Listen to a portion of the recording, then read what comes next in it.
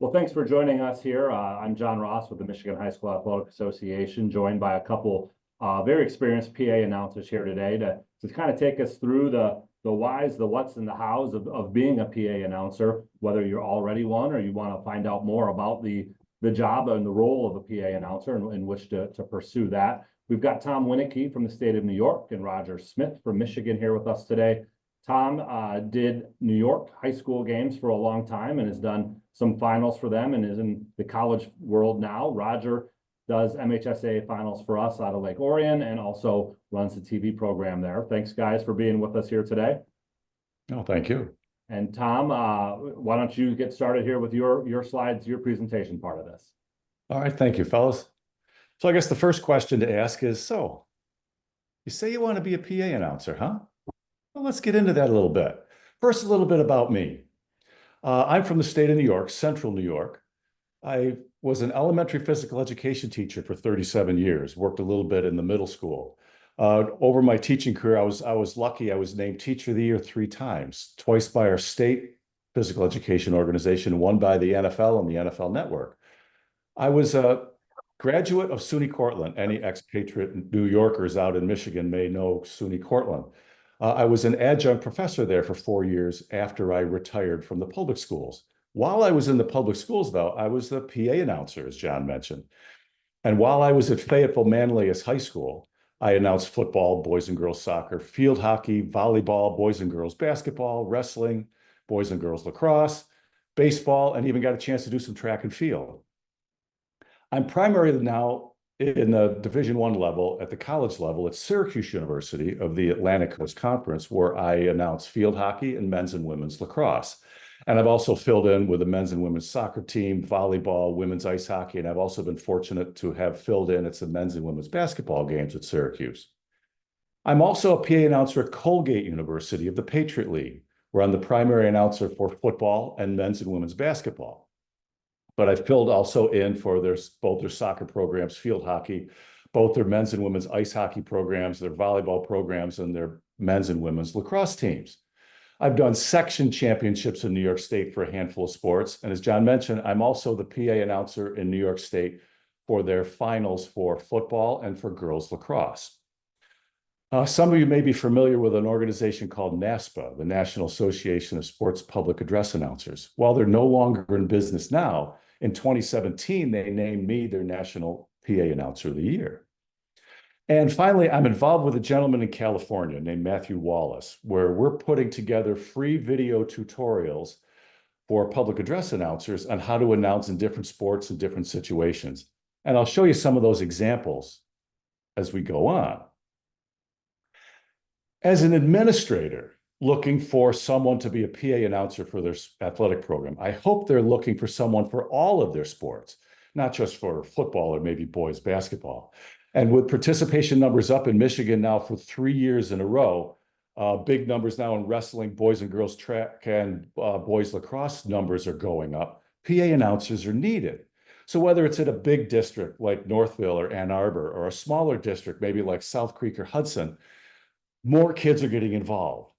So more of us need to be available. Those administrators, they're looking for somebody with a public speaking voice, probably a school teacher in their district.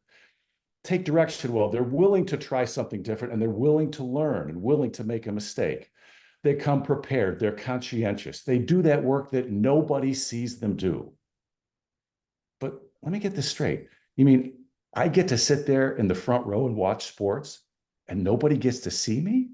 Yeah, that's pretty cool too. So right down to it, why do you want to do this? Maybe you really like sports and you want to be involved somehow, be part of the action. You're comfortable speaking in public. And yeah, it helps when nobody's really looking at you. You may be a teacher in the district, maybe at the high school. And it's cool to see your students in your classroom involved in a different environment. Help you develop that relationship with that individual student or students. Maybe you teach in the elementary or the middle school, and it's really neat to see what happens to your kids 4, 5, or 6 or 7 years down the road when they get to the high school and what they're like now, and to revisit them as a PA announcer. Well, whatever the reason, let's find out what it takes to be a really good top-notch PA announcer. There's a lot that goes into this gig, folks, and most all of it takes place before we even set foot in the arena. And we'll start to talk about that. You see, what we are, we're all part of a team doing this. There's players, there's coaches, officials, game administration, security on site, television and radio for a lot of events. At the college level, marketing is involved. And then there's us. We are tour guides. We are reporters. We tell people what's going on. And then you know what? We get out of the way. Once we say what's need to be said, we get out of the way. Come to think of it, nobody buys a ticket to listen to us. The spotlight is on the players, the coaches, and the cheerleaders. It's not on us. So we don't need to draw that attention to us. Bob Shepard, and I'll use my East Coast roots here. He was a public address announcer for the New York Yankees and the New York Football Giants for years. And he is the gold standard as far as I'm concerned. And he would say a public address announcer is not a carnival barker. So you kind of get that image in your head and what he was trying to do. That list on the left of the screen, everybody, that all goes to your preparation, what you do before you even set foot on the game site. You're knowledgeable of the rules. My advice, follow NFHS on social media. Be aware of rule changes when they're posted. Talk to your district's athletics director or the varsity coach of the sports you announce. Say, Coach, as I prepare to announce your volleyball matches this year, or your basketball games, or your lacrosse games, or football games, or baseball games, what rule changes came about this year that I, as your PA announcer, should be aware of? So make yourself available to that. Have that working knowledge of the rules. How long is overtime in your sport? Does it play as a sudden victory, or does it play to a time conclusion? How long are penalties or cards? Be aware of those things. What causes a free position in women's lacrosse? What just happened? On a field hockey field, there's a penalty corner. What caused that? As a good top-notch PA announcer, we know what that is. And that dead time between the whistle calling the penalty corner, you can say who's taking the insertion or what caused the penalty corner. Because nothing more frustrating from a fan to not know what's going on. So if we can explain that without stepping on the game, all the better for us. We are professional. We are respectful. We meet the opposing coach as they enter the facility, and we get rosters and pronunciations from them, or better yet, you have your own roster and you read it through with them. Give them the run of show. When is the national anthem? When is the starting lineups? Where are the bathrooms? So they know all that before they get into the pregame routine. And you know what? If we have to be there a little earlier to tell them all that information and we end up sitting around with nothing to do for a while, that's fine. We got the information from them we needed without getting in the way and interrupting them of their pregame routine. We're professional. We come dressed professionally. We wear a nice collared shirt, a polo, something that's professional. If it's a hot day in August or at the end of the spring season in May or June when the temperatures get hot, we don't show up in a t-shirt and a ratty pair of shorts just because we're in the press box. No, we are pros, folks. We portray that image. And it starts to develop a reputation that precedes us when we start to walk into a facility. Name pronunciations, our number one job. By the way, all of you out there, do you know rule number 1 and rule number 2 for pronunciations? Rule number 1, always get the names right. Always. Rule number 2, never break rule number 1. For teams with big rosters, football, track and field, swimming, maybe lacrosse, what I like to do is call the school district the week of the game. Get their rosters ahead of time. Don't talk to the athletic director. You'll spend 2 or 3 days playing phone tag. Talk to the secretary in the athletic department. They'll know all the kids and they're more readily available to you. Ask if you can read through their roster with you after they send it to you, and then have them help you with the pronunciations. If they don't know a name or two, they'll find out and get back to you. And then you start to do this year after year, that secretary in that athletic office starts to remember you and recognize what you're doing. And you know she's going to start to think to herself, this gal really takes themselves seriously. I appreciate what they're doing for our kids when they go to their game site. And you start to develop a positive reputation with these school districts. Smaller rosters, baseball, softball, basketball, maybe ice hockey, and the like. There's nothing wrong with getting to that game site, as I alluded, early enough that you can meet them coming off the bus before they get into their routine. And as I said, if you end up sitting around a little more, there's nothing wrong with that. You stayed out of the way of the coaches and let them prepare for the game. As announcers, we need to say what needs to be said, then we get out of the way of the game. Cardinal rule is you never talk over the action, whether it's football, down and distance, who carried the ball, who made the catch, how many yards, who made the tackle, all before the offense breaks the huddle. Smith on the carry for the Hornets, brought down by Jones. 6 yards on the carry, 2nd down and 4, all before they break the huddle. If they run a hurry-up offense, you have to be more economical with your calls. Smith carries for 4 yards, 2nd down and 4. Maybe you don't have time to get in who makes the tackle. That's fine.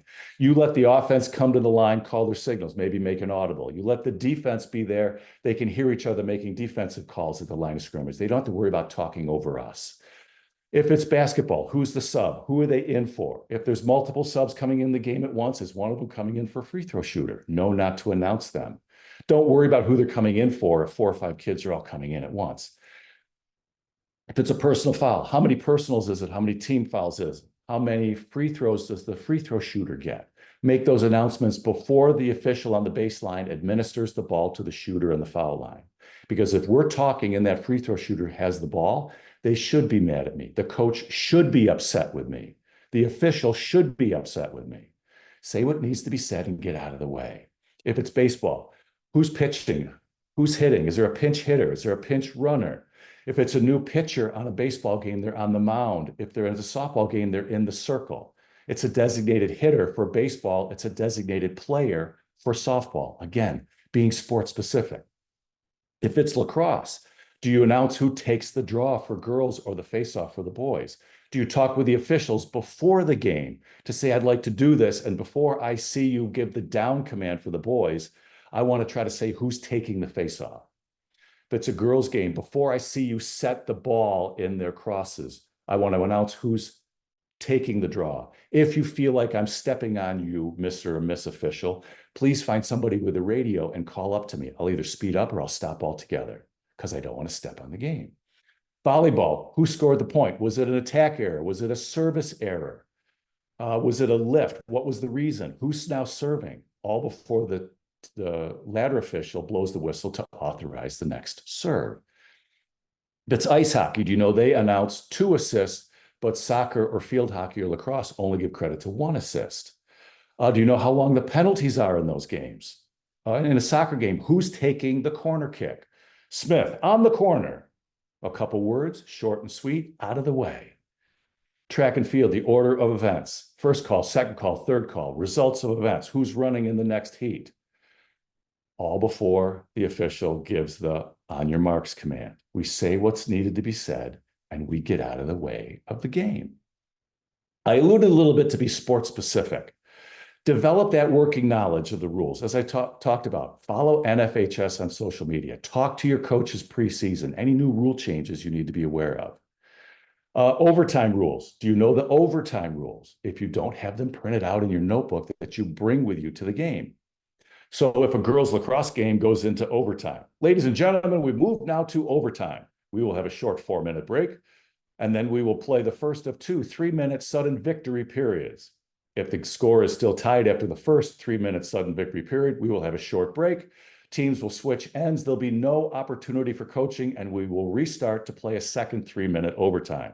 If the game is still tied at the end of 6 minutes, the entire cycle repeats itself until a goal is scored and a winner is announced.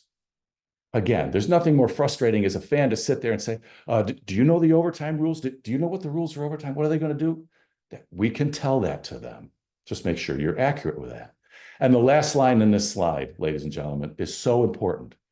We never speak over the action. That includes the officials. Let them complete their call and administer their call before we say anything. For example, for football, do you announce the preliminary signal when the head official signals it? The answer is no, because the officials have the ability and the right to huddle and maybe change their mind. If you've already announced the preliminary signal as the call and then they change it, you sound like a fool because you have to get back on the mic and say, your attention, please. We now have to change the call. Wait till they finish before you step in. Remember, we're reporters, we're not a cheerleader. Be specific. Think of different ways to say the same thing so you don't get bored and your fans don't get bored. In a basketball game, basket by Jones, basket by Smith, basket by Abernathy. It gets repetitive. That's Jill Abernathy. Basket by Smith. Joe Smith for 2. 3-point basket for Jones. Something like that. Use statistics where they're appropriate. I know where I am in central New York State. The local newspaper, the Syracuse Post-Standard, has an online version called syracuse.com. High school coaches phone in their statistics after each game, and it's pretty accurate. So if I'm announcing a sport involving goals, field hockey, soccer, lacrosse, ice hockey, I go online, collect season up-to-date statistics, which allows me to say in a ice hockey game, Hornet goal, his first of the evening and 14th of the season, scored by, and it makes things sound more professional. Gives the kid the credit for the goal they just scored and the 13 other they scored in the games previously. So if those aren't available online and you want to use them, all that is a phone call to a coach finding them, and you say what you want to do, and more than likely, they'll be glad to send it to you. Now, as I said, we're not a cheerleader. Look at that first bullet. My answer, yes, to a point. Remember, we're not screaming and yelling. We're not carnival barkers. We're not cheerleaders. I can give more juice to the home team. 3-point basket for Abernathy. Nothing wrong with that. But when our opponents hit a 3, they still get a little bit of excitement. 3-point basket for Jones. Just not as much because they are the home team. But there's something I call respectful enthusiasm. They do the same work our kids do in preparation. They deserve that respect from me as the announcer. Now look at that second one. You know what my response to that is? So what? Yeah, that's your kid out there. And yeah, you got asked to be the PA announcer. That's all great. But you have to remember that every other boy or girl on that field is somebody else's son or daughter. They deserve the same amount of juice from you with their home team and the same amount of respectful enthusiasm when they're the road team. An example, going through the starting lineups. Now, ladies and gentlemen, let's get right to today's starting lineups. First, for our guests, the Wolves from Wyoming High School. And then you go through the starting lineups. Then it gets to the home team, a little more juice. And now, ladies and gentlemen, let's meet the starting lineup for our Hopkins Vikings, and then go through the lineup. A little more, but you could still be respectful to your guests. Now, these people on the screen, they are completely different from us. They are supposed to show a lot more emotion. They are supposed to add their commentary. They are supposed to give their opinion. They're supposed to describe more in detail what's going on. We do not. We say what's needed to be said and we get out of the way. Now, I've got 2 examples from when I was coaching and announcing. One, part of my coaching career while I was teaching, I was a JV boys basketball coach here for a while. And we were playing on the road somewhere, and the 2 tables butted up against the scores table in the middle. And I was at the end of the bench sitting right next to the scores table. And right next to me was a PA announcer. This is going to be cool. They have a PA announcer for the boys JV basketball game. This is going to be cool. Well, we got beat pretty bad. So I wasn't in the greatest of mindset anyways, but this gentleman doing the PA was the epitome of a homer. He was calling play-by-play. His voice was at the top of the register. He was adding his color commentary. Oh my God, you couldn't believe what, when we did something, it was like he was reading a eulogy at a funeral. And partway through the game, I got fed up. I said, sir, this is a JV game. Can you tone it down a little bit? And his answer, he never looked at me. He looked straight ahead. He says, Coach, it's our game. I'll say whatever I want to. Okay. Well, I know if I'm ever in that seat, I will never do things the way he did. Another example, I was there at a local high school football game. And yeah, I'm listening to the PA announcer because that's what I did. And that's what I do. And the home team's running back broke 3 or 4 tackles, gained 7 or 8 yards, got a first down. The PA announcer was, "Oh my God, can you believe that he just broke 3 tackles, dragged somebody else for a first down? His mama's going to be so proud of him," quote unquote. Now, you're probably laughing a little bit, and I am too, but I'm laughing because that was really bad. We do not do that. We have to understand the difference between these two positions and stay on our side of the aisle. Now, folks like the Scouts always said, be prepared. What's on the list on the left? What's your pregame routine? Where does the sportsmanship read go with the national anthem and the starting lineups? Do you introduce the officials? What's your postgame run of show? Do you have all that organized? All those things on the left. Are you on a wireless mic that has 9-volt batteries? Do you have an extra one? Because if that battery goes dead partway through the first quarter and you ask somebody to go get another battery, that's at least 10 minutes. More if you're out in a stadium somewhere. Nothing better than to pull another battery out of your bag and plug it right in and you don't miss a beat. Pencils with erasers. One of those little cheap little portable pencil sharpeners, because you know Murphy's Law says if you don't bring that, you will break every single tip on every single pencil. Are you far enough away that you need binoculars? Something to drink. Water is the best. Do you need an extension cord just in case? If you're doing music, do you have spare audio cables? You see the first one where it says rosters, in parentheses it says save old ones. I would save rosters from year to year. So I know if I'm doing a high school game and I see a person on a roster who has 6 syllables in their last name, and I see they're a junior, and I know they're coming again next year. So their junior year, when I talk to the head coach and get the pronunciation, I make sure to save that. Because I know when that coach comes back next year again for basketball or whatever the sport, when I read the roster with them and I get that 6-syllable name on the first try, they're not only impressed, they say, this guy takes his job seriously. We're in good hands tonight. So anything you could possibly think of. If you're doing an outdoor game and it's raining, do you have a plastic bag big enough to cover your clipboard if you got to go down and get the soccer starting lineups or something? Any and everything that you can think of. Because our reputation, folks, precedes us. Do we have those things ready? Did we do those things on that bulleted list and extra? My goal as a PA announcer when I was in the high school and now that I do at the collegiate level is when I walk in the arena or walk into the field, I want the person in charge of that event to see me come in and say, okay, Tom's here. I don't have to worry about the PA anymore. I know we're in good hands. I know it's a bit of an ego, but I want them to trust me in what I'm doing. You want them to trust you when you walk in the gym. Here's an example. As I said, I do the state girls lacrosse finals. And the way this place is set up, there's a press box in the middle with a field on both sides with windows facing both fields. There's 2 semifinal games going on Friday and 1 final game going on Saturday. So there are 16 teams involved in the semis, and then 8 go to the finals in the 4 different classes. So I wrote down all the phone numbers of all the secretaries and all the athletic departments, called them all. I checked off, yes, I have their roster and the pronunciations. I wrote a note, I have to call them back. I left a message. Here's the coach's phone number. They gave me that for statistics, on and on and on. So the person who does the PA on the other side of the field, I asked them, can you keep these statistics for me?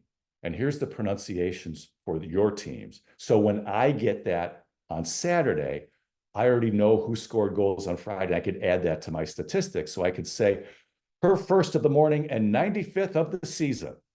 And there are kids with that many goals. So I get to say that. You know what? That means something to the kid who scored their 95th, to the parents that are there, the other coaches and people administering that site. It's just a little bit more professional.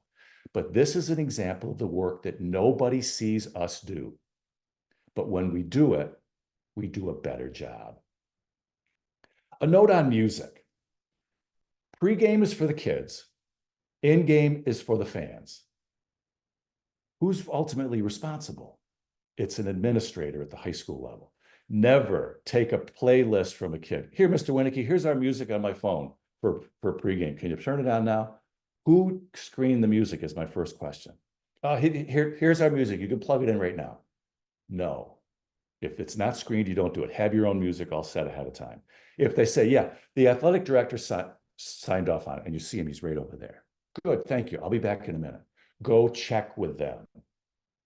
It's not that I don't trust the kids, but I've learned not to because I've been burned before. And sometimes we have to learn the hard way. Make sure somebody above us approves the music. My rule of thumb here on the screen, if grandma is uncomfortable with the lyrics, don't play the song. Now, I didn't say uncomfortable with the style of music. I said the lyrics. That doesn't mean you automatically dismiss a style. I mean, you play rap, reggae, country, classic rock, something. The style of music is immaterial. It's the lyrics that we have to worry about. Some services online you can get music from, and they'll just completely delete the offending word from the song. And there's a second, or half a second of dead space out there. Well, anybody that's listening with the rhyme and the lyrics, they can figure out what that offending word was. My advice is don't use that service. What I've liked to do to create safe playlists is search for a song title, and next to the song title name in the YouTube search, say lyrics. So the video that comes up is the song with the lyrics superimposed over it. So I can look at the lyrics and see, is this appropriate? If it is, good. I can think about using it. Then I take the next step. Is there any innuendo in there that may not be appropriate for a middle school basketball game or a high school baseball game? You're a bit of the moral police, but the buck may stop with you. If you're not sure, ask the person above you, is this okay? If they say no, don't use it. If they say yes, okay, they approve it. You can say what you want to say about it, but they make that ultimate decision. My suggestion, though, is just be careful. Scripts, pregame, postgame, in-game, special event, all those type of scripts. My first advice is get them ahead of time. If they're provided for you, ask for them. I know on your Michigan High School Athletic Association website, they post those prior to events, and you can go get them if you're working those events. Working for your high school, does your athletic department have those? Ask for those in August for your fall sports. You could practice them. You could look at them and read them, rehearse them. If your athletic department doesn't have them, say, well, come up with something pregame, read the starting lineups, and then announce the game. Come up with a script. Never try to ad-lib something. Once you come up with it, you think it's okay, give it to your athletics director, give it to your supervisor. Is this what you're looking for? Does this match what you were thinking of? They can make some choices or edits or changes, and they're involved in the process. And that way, everybody is on board. Same thing with postgame, and I'll show you a couple examples. Special events, senior day, and a lot of that in high school.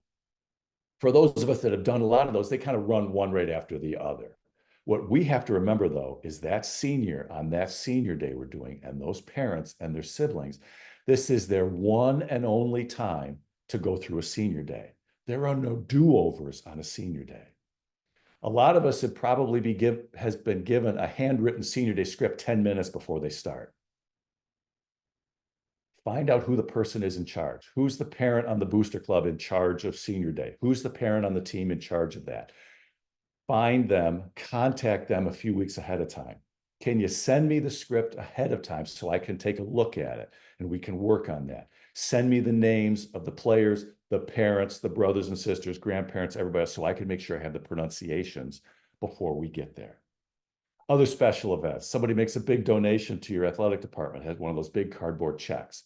Somebody's number gets retired, goes into your district's athletic hall of fame or something. Folks, there are no do-overs. We have to get that information ahead of time and rehearse it and practice it and make sure that everything goes right. Remember rule number 1 and rule number 2. But you say, where can I get all this stuff? Well, the Michigan High School Athletic Association has that available to you. If you go there and go to I am and then say administrators, at the bottom of the screen, there's information for public address announcers. You click there and you have scripts. I've already posted some fall scripts. Their tournament scripts get posted closer to the tournament. There's other information here for you, NFHS and free online course, other resources that are available, some best practices are all available to you. So your state already has resources there for you. Another one is a site I talked about with my colleague in California, publicaddressannouncer.org. It already opens up to the reads, but if you go to the menu bar on top where it says tools, and you close the silly ad that always comes up, then you go down and it has different information for you. What's in your toolkit? What can you bring to the game? Different forms, blank forms for different sports. Tips and tricks. I'm mispronouncing the part about pronunciation. Tips and tricks to help you with your pronunciation. Tongue twisters, fun things to do to get your voice in shape. Referee signals, I talked about that. Do you know what a free position signal is in that sport? Do you know what the holding is in ice hockey? Do you know what the interference signal looks like? If you do music, some tips and ideas on that. Some reads and sample scripts are right here. You click here and then some sample scripts will eventually come up. My internet isn't so slow. But those resources are available to you for you. Another one is called Announcing the Game. We were talking about a little bit of this before we came on the air. Publicaddressannouncer.org has a link called Announcing the Game. On here, you scroll down and there are videos of various lengths on how to announce different sports. Girls lacrosse and women's lacrosse, field hockey, boys lacrosse and men's lacrosse, protocols for the national anthem, how best practices for dealing with officials in different sports, high school and college football, emergencies. What happens if a thunderstorm comes in or the lights go out somewhere? What do you do? High school, boys and girls, college, men's and women's basketball, softball, baseball, vocal care, ways to keep your voice in shape. And we just finished volleyball. If you wanted to see that, you would click on it, and then the video comes up about announcing volleyball. So those resources are available to you. And these are all free of charge. Doesn't cost anybody a dime. Now, here's some examples. An example of a template of a pregame script I've used for high school for years. The first 4 bullets are all pregame. For the safety of all concerned, please remember don't sit any aisles. Where the fire exits are, where the restroom is, where the snack shack is. It's in the off the main foyer, and when we were indoors, it's off the south end zone when we were outside. So I can use this in the fall outside. This script I can use inside in the winter. Where lost and found is, what any on-site supervisors are dressed in. Reminder that we're smoke-free and a bit about sportsmanship. Then we get into the pregame, and we decided the best way to do this was to do the national anthem first. And your thinking might be different at different districts, but here's what we came up with. When the pregame horn hit 0, everything kind of stopped. The teams finished warm-ups, they went to the bench, the crowd kind of settled down. Oh, it looks like we're getting started. Instead of me doing a welcome and getting everybody excited and then calm down again for the anthem, we just said we'll go right to the anthem first. And we came up with this.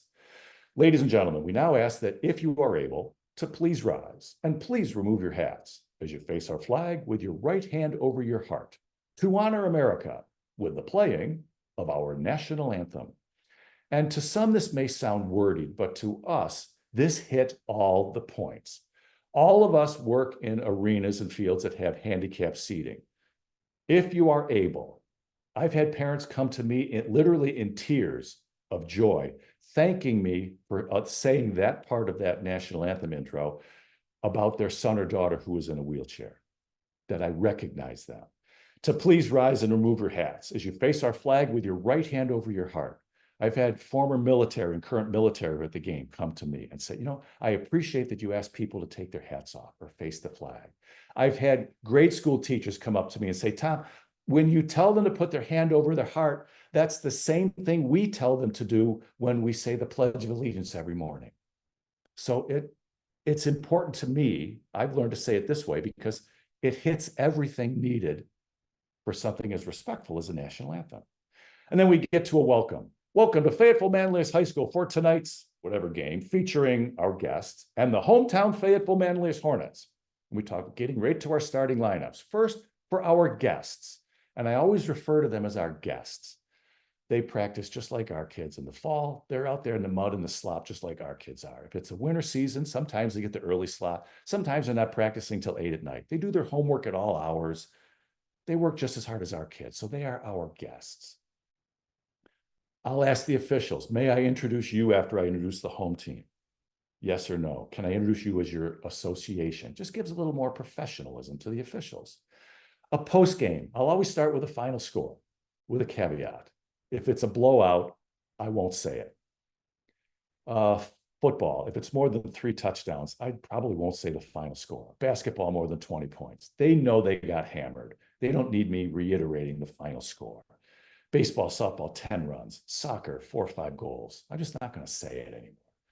Then I'll thank them for attending and for supporting high school volleyball at both Cazenovia and Fayetteville Manlius high schools. They're supporting the sport. We appreciate that, especially for high school.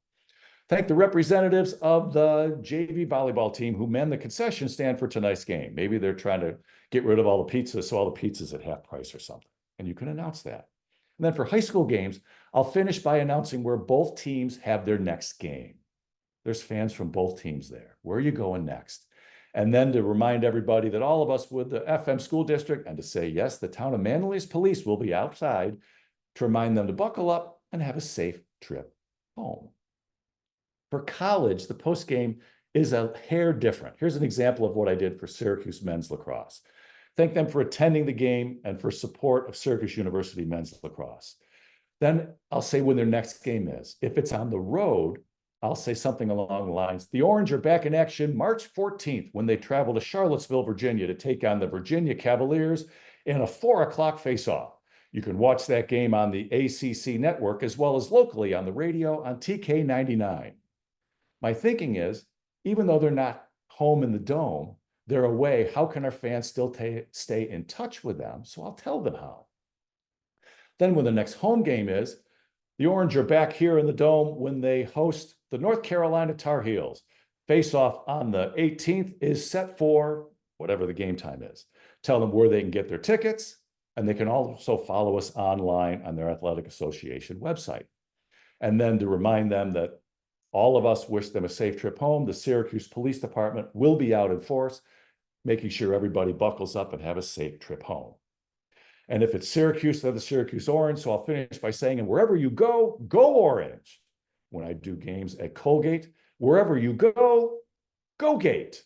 So it's just a nice way to finish. Folks, this is a great gig. You are the public voice of your school district. You set the tone for what's going on. Remember, though, we are part of the production, but we are never a part of the show. You can get your resources at these 2 websites, all that information we showed you on your Michigan High School Athletic Association website, as well as at publicaddressannouncer.org. And folks, this is my email address and my name. Please feel comfortable enough to give me a shout. Send me any constructive criticism. I'm always looking for feedback. And if you have any other questions or comments, let me know. Feel free to use me as a resource. I can help spread the craft here as public address announcers to add to what's already done so well out in Michigan. So, gentlemen, that's all I have to say. Anything else that you have? Well, thanks, Tom, for that. I wonder, Roger, as you sit there and look through that, what kind of goes through your mind? Do you think about the first time you did PA and going through some of this for the first time, or what comes to your thoughts on that? But I was making a list of questions for Tom and notes of myself of things that I wanted to say. The first time I got to do PA, I was a senior in high school at my high school where I now teach at as well. So it's been a few years, and I think about how I'm often asked, "Are you nervous? Like current day, are you nervous about doing the game tonight?" And I think I get as maybe not butterflies in the stomach, shaky voice nervousness, but it's okay to be nervous because I think that means you want to do well. We all have a bit of nervousness still to it, years, decades later.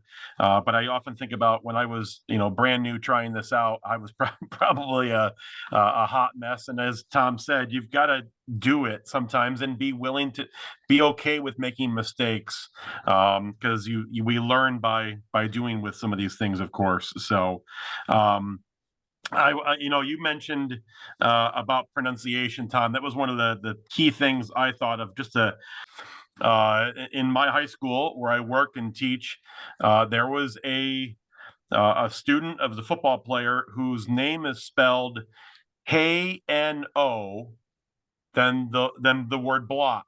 So KNO block. And in class, the student told me he said it one way. I forget which way, but let's say he told me he said he pronounces it as Cano block.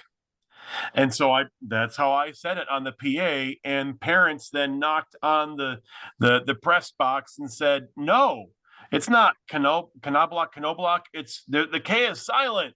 And they were yelling at me about it. And I said, wait a minute. The student, the athlete says one way and you're saying the other way. And I went with the athlete because it's him. He is the athlete. But that one, still to this day, I remember that even the parents disagreed with the player. But maybe I was thinking about in preparation for this, maybe the most challenging name I've had. And Tom, you mentioned how you save rosters. Well, this was maybe the most challenging name I've ever had. And it was I forget if it was first and last name, but it was a basketball player. And I had gone to the coach, and out, this was a varsity basketball game. And so hour before tip off, while JV's playing, and of course the team sitting in the stands, I went and asked the coach, hey coach, how do I pronounce this player's name? And you know what the coach said to me? He said, I don't know. We just call him Toby, because in the middle of it is Tobi.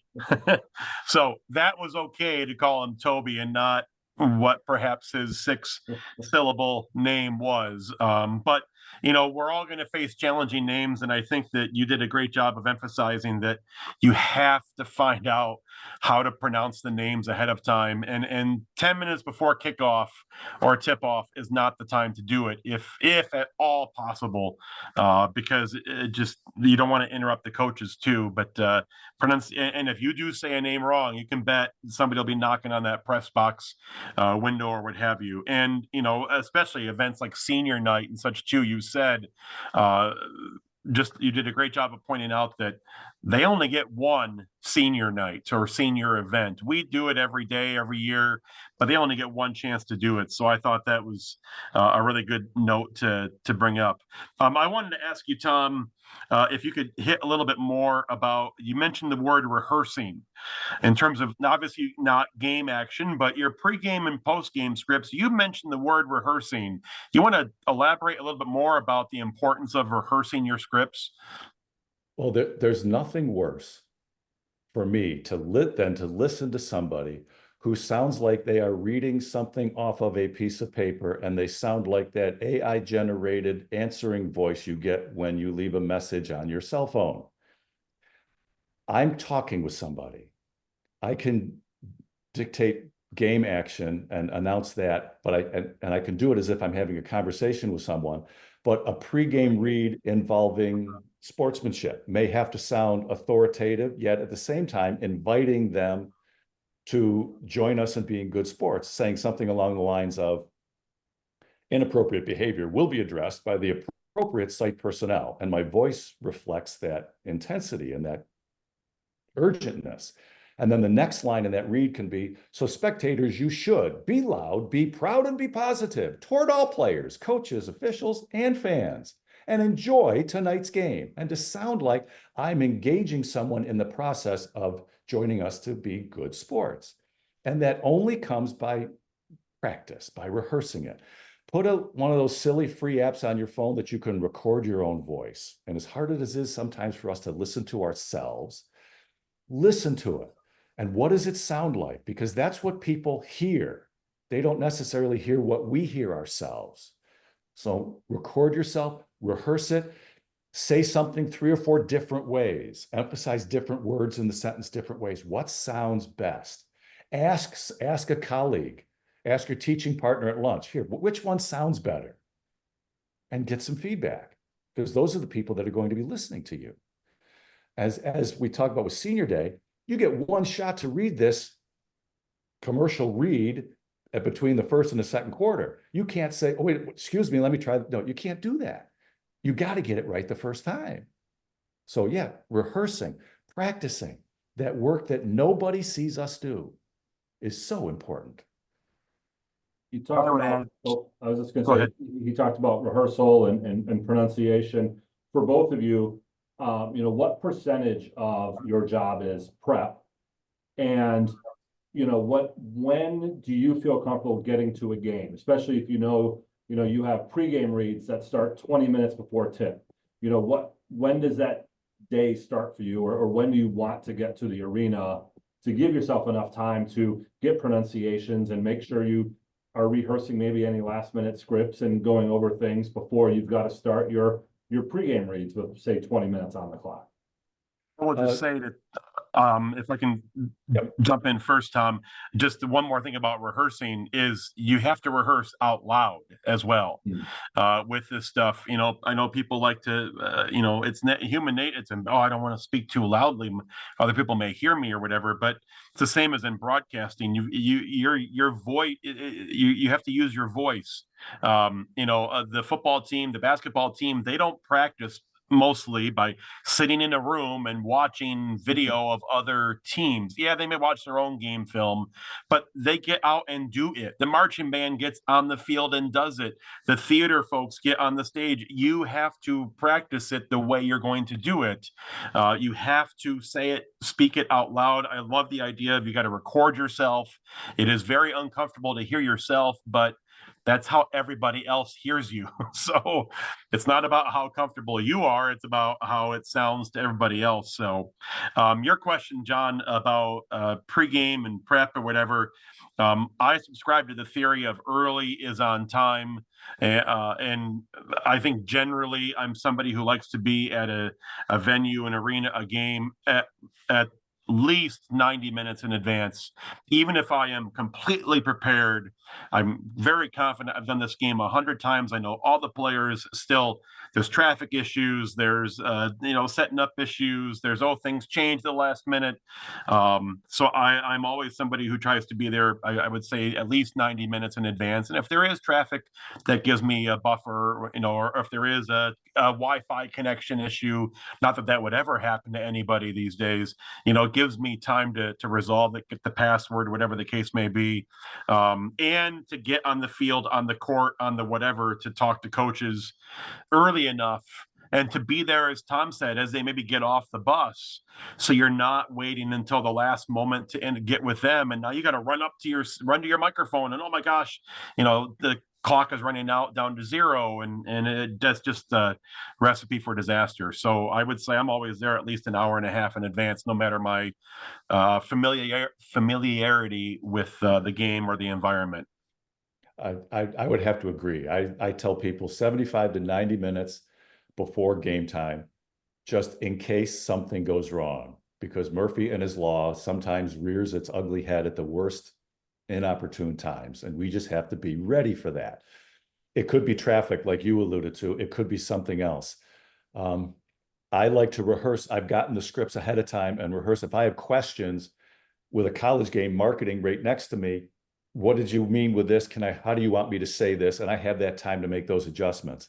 I get to a high school game and all of a sudden somebody gives me a list of ads to read and they say, get as many of these in as you can. Well, no, when would you like them? Where can I go and read through them? And then my next game coming up, I make sure to have a phone call and say, please send me the copy of any ads that you want read at your next basketball game or whatever the game is, so I can have them ahead of time.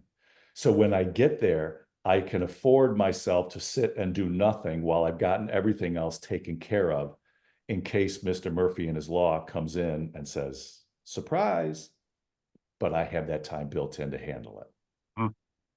There's also the issue too, at the high school level and college a little bit too, but at the high school level where games get scheduled back to back to back. Maybe you're doing the varsity game of girls basketball tonight, but there's a freshman game and a JV game that precede them on that schedule. Some leagues in our state do freshmen at 4, JV at 5:30, varsity at 7. Now, most of the time, you can bet the varsity will probably start after 7 because it often domino effects and delays things. But I have seen, maybe I'd say an average of once per season at our place, where varsity actually starts earlier than what was scheduled because first game, the team, maybe it was a mercy or it was a no-show.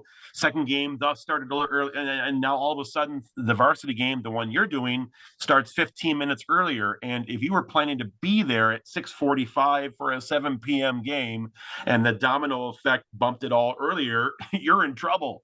So that gives you a little bit of buffer. It's rare, but I don't know. Like I said, I see it about once a year just in the basketball season for us. So you got to watch out for that so you don't get burned that way as well. You guys have both been doing this for a long time. You may not have an example readily available. You make a mistake. How do you handle that? You know, what happens and how do you correct it? If you correct it, how do you move on? And how does it affect you the rest of the night? Well, I would say keep going. I mispronounce a name, let's say, the obvious mistake, mispronounce a name. Then what I don't want to do is go back and correct it in the same sentence. I know that I mispronounced Eisenhunt's last name. So I know when Eisenhunt gets the next basket, and I can't wait for them to get the next basket so I can say it correctly. And what I will tell coaches or SIDs for college, that if you hear me mispronounce a name, please find somebody with a radio and call up to me so I make sure to get it right. So I don't break rule number 1 more than once. Any other mistake, misannounce an official's call, then it's correction and then the correct call. So the final thing you say is the final correct word. Try to cover, not that you're covering up the mistake, but the show must go on and you keep going. Correct it when you can. Make sure you fix the name the next time that you need to. I agree. I kind of feel not that you're trying to deceive the audience, but if you stumble over the name 3 times in a row, all within the same little 20-second window, and now you're drawing more attention to it, you say it with confidence, and if you didn't say it correctly, then fix it the next time it comes up. I love, Tom, that you mentioned about waiting for the officials. I learned from the MHSAA and Eric O. for Seth, one of our mentors here within the state of Michigan, the man who I partly replaced. It took 3 of us to replace one guy at the MHSAA level. He did, many people remember, he did in the 80s and 90s and into the 2000s, all of the football championships, all the basketball championships, etc. And he taught me, kind of as the transition went on, that like in a sport like football, on a touchdown, just because the players are jumping up and down and celebrating and the crowd's going nuts doesn't mean it's a touchdown. In that sport, you have to wait for the white hat, wait for the referee to give you the touchdown signal, because the referee is scanning the field to make sure there's no flags, and sure, you can look for that too, but the referee usually is not going to indicate touchdown unless they're 100% positive. Now, yeah, once in a blue moon, there was a penalty and the referee missed it, but you wait to call that touchdown. Same with first downs too. Don't assume it's a first down. Wait for the white hat to give the first down signal. And it's kind of cool to sync up your first down call, your touchdown call, as that official's calling it, but eyes on the white hat if it's relevant, because that can help you avoid making mistakes. By slow down for a moment. Don't get caught up. You're not the entertainer. You're not the cheerleader, as you said, and instead make sure what you say is going to be accurate. And one way to do that is to watch for the referee to give the signal first, or in conjunction with you. Yeah, I think one of the things too, Tommy talked about, and we talked a little bit about beforehand, which I thought was neat. So publicaddressannouncer.org, announcing the game, has all these videos on, it's different sports. Maybe you're not familiar, maybe you need to brush up with a sport. And Roger, you were called into duty for field hockey not that long ago, and you actually were able to jump on it and watch the field hockey video. what did you learn from that? Or how was the information presented? And how helpful is it to have a series like that at publicaddressannouncer.org and link through the MHSAA page also? Oh, it's fantastic because yeah, I had the opportunity to do college field hockey and had admittedly no experience with it. So Tom said it earlier, let's lean on each other. There are lots of resources available. We've covered a couple of them.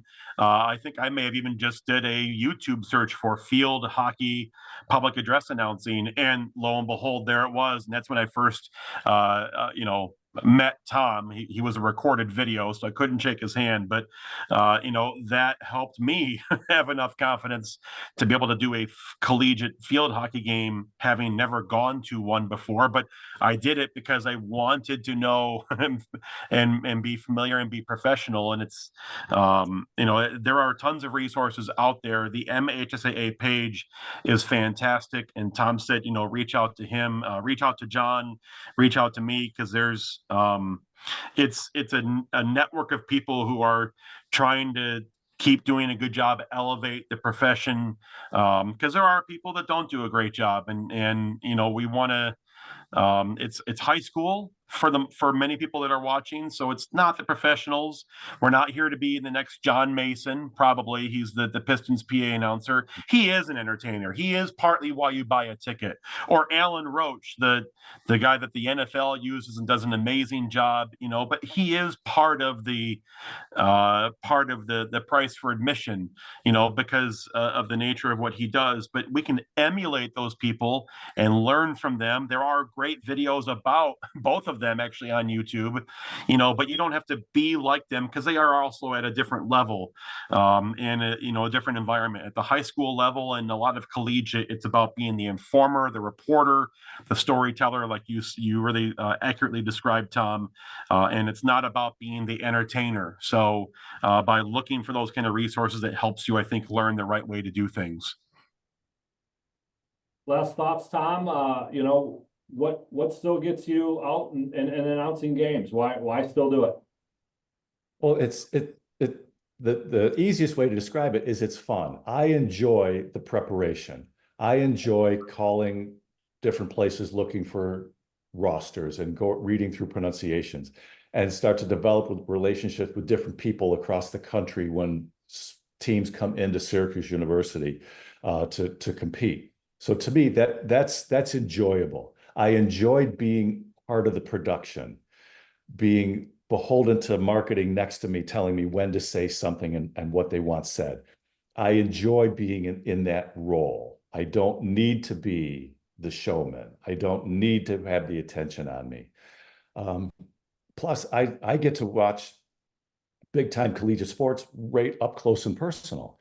I could do state championships, which I never thought I'd be able to do. I saw the best of the best in New York State. Even at the high school level, regular season games, I could watch former students of mine. As I said, I taught in the elementary school.